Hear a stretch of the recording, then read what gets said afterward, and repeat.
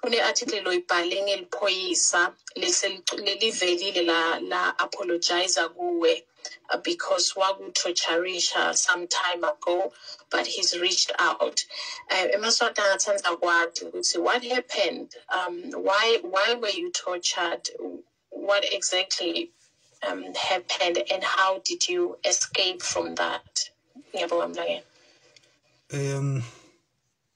Ngiyabonga Msuthu, bekuyipost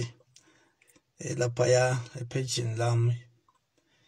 lelishake like langishayela langisendela nabo inbox lathi ke liyaxolisa. Cha, emaphoyisa afika la ekhaya lami February 2020 bengibhalele i-article lebeyithi isihloko sayo King Mswati's speech is actually a lie from the throne. Ngibuka lokuthi ingwenyama wonke leminyaka ikhuluma lide. Nangithi ngikhuluma lide ukuthi ithi eMaswati atawuphila impilo lengcono ibali into lengekho. Ngalokuthi ke bambhalela le speech. Lamanga abakhuluma lamanga na ungatinaka leti speech takhe. Ubuka 5 years nje sola akukhuluma kucishe kufanane baye edit nje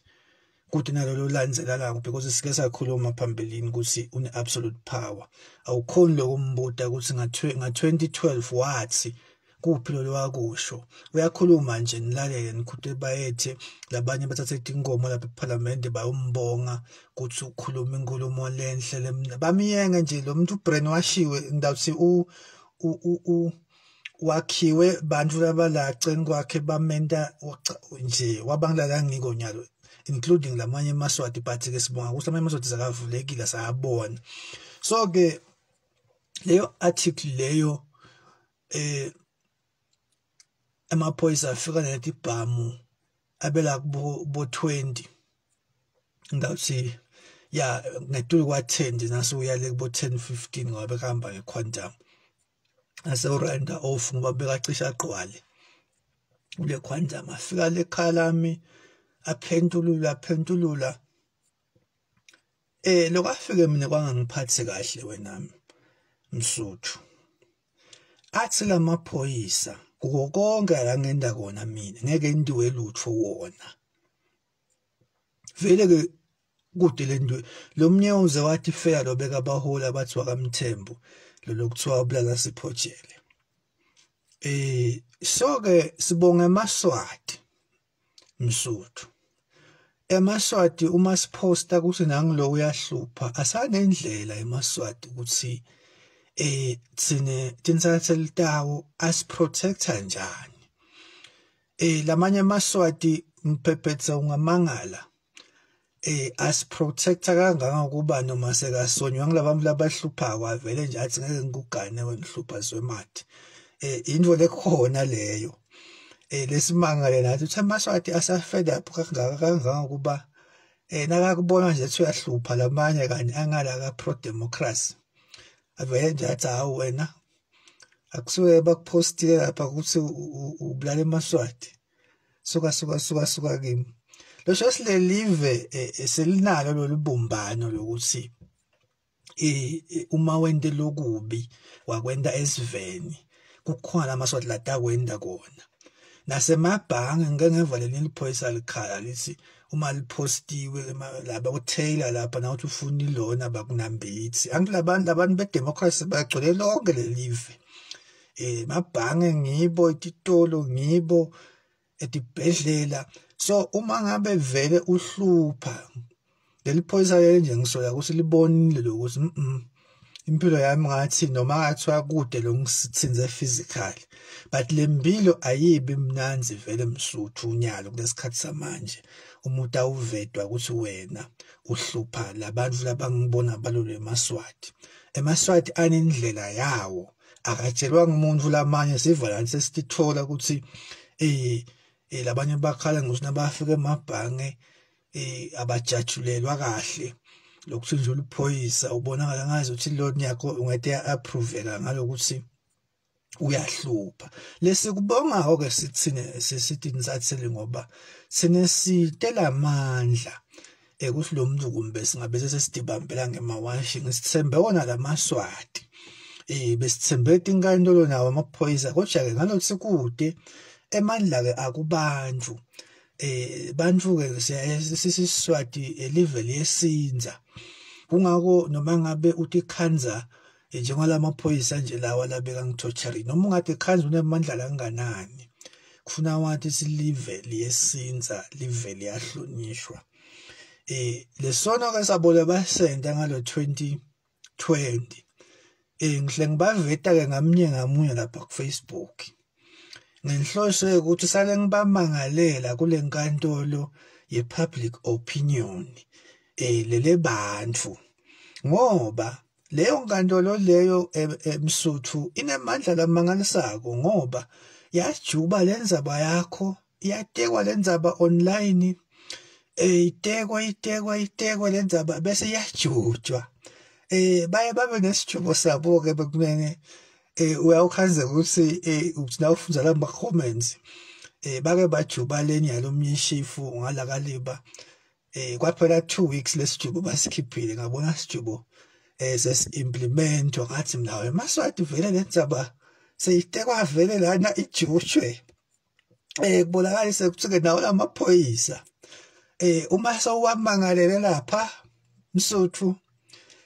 ayayoba ngoba sayade sileya nkantolo le yavele ayidlali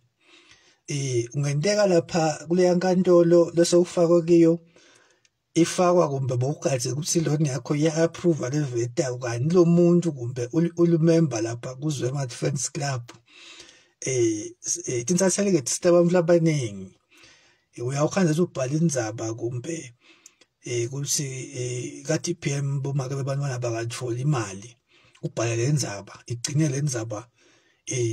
seyilungiseka ngakuthona ubhalile insatheli-ke ihlala isenhlitweni yebantu uma utsinza yona labantu bayacucumuka ngoba beva ngathi sebatawulelwa ngubani phela wena nase uthotsharisha lenzaseli yakho uma ke lenzaseli seyikuthatha seyikufaka lapha kule nkantolo le yamhlaphhlangele bankantolo yemaswati cha vele akusinkantolo lemnanzi uthi sitilekelo kunene ube useseyedwa kwanyalo nami ke Msuthu ngalokuthi ngemukela Jesu ngiyaye ngikhanze ngimnanzi uma ngicolele umuntu ngoba nathi kwendeka sone labanye bantu sibone personally sibone phinze kulomsebenzi ukhaze ufaka isithombe sofake kabe isithombe ukuthi uyasebenza wena kwafakeka isithombe lesi wrong so yabuya kulomuntu wenkosi awungiyacolisa onokunene lesithombe nasesiveni uyacolisa losho sikucolisa yintfo la yenta uNkulunkulu yaba mahala wentela ukuthi lowona athi nalowona angadi akhona ukucolelwa kungaleso zathu liphoyisa ngibese angiposte bese kuphela emavikana sikhulumile but nje ngibukela ukuthi encenye ngalokuthi waposteka ukuthi uyahlupha bataze bamlimate wekunene kanti sokucolisile nami ngive buhlungu ngase ngithi hayi ke angiposte ngisho sokucolisile sekukiwo ke maswati ukuthi amcolela yini ngoba phela encenye wathocharisha mina njena kunalabanye labakhalako ngaye lokungaba kuhle ukuthi